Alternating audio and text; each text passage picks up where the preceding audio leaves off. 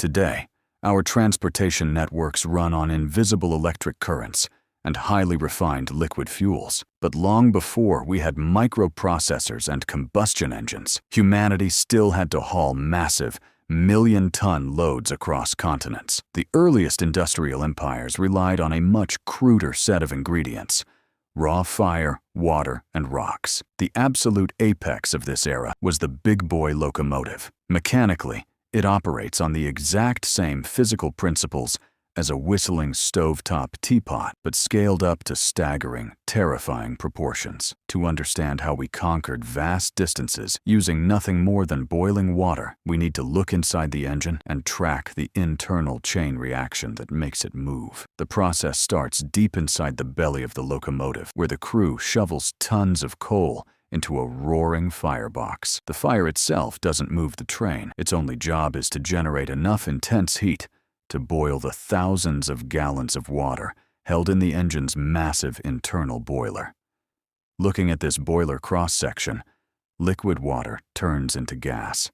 Steam molecules rapidly speed up, seeking to expand, but the thick steel walls trap that gas. With nowhere to go, the expanding steam creates a rapidly compounding, violent pressure, pushing against the tank. That trapped steam is pure potential energy. It's a chaotic force actively fighting for an escape route, and the engine is explicitly designed to give it one. Engineers built a single, highly controlled exit path for all that boiling pressure, leading directly into the engine's cylinders. In this cylinder schematic, we see the pressurized steam rushing in and forcefully slamming into a solid piston head. The sheer force of the steam pushes the piston in a straight line, back and forth, turning gas expansion into linear kinetic energy. To translate that straight line into forward momentum, the piston connects to rigid metal rods, which are pinned directly to the outer edges of the locomotive's heavy steel wheels. Because the rod is attached off-center, its straight push and pull forces the wheel to rotate, converting high-pressure steam into continuous circular motion. This mechanical translation produces incredible brute force. It allowed engines like the Big Boy to drag millions of pounds of freight straight up and over steep, freezing mountain passes. At its core, the entire locomotive is simply an intricate mechanical trap, engineered to harness the chaotic expansion of boiling water and to force it into organized, unstoppable forward momentum. These machines represent a remarkable engineering triumph over raw elemental physics. But if they were capable of generating so much power, why did they disappear entirely from commercial railways? The answer comes down to logistics.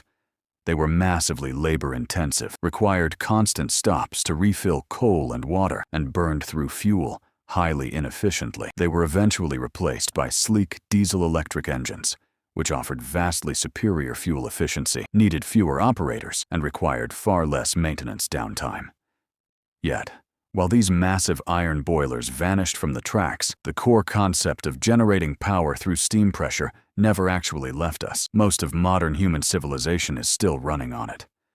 Nuclear and coal power plants are, in practice, giant stationary steam engines. They use intense heat to boil water, create high-pressure steam, and spin the massive turbines that generate our electricity. The era of the giant steam locomotive has passed, but the mechanical chain reaction of boiling water to move mountains remains the invisible backbone of the modern world.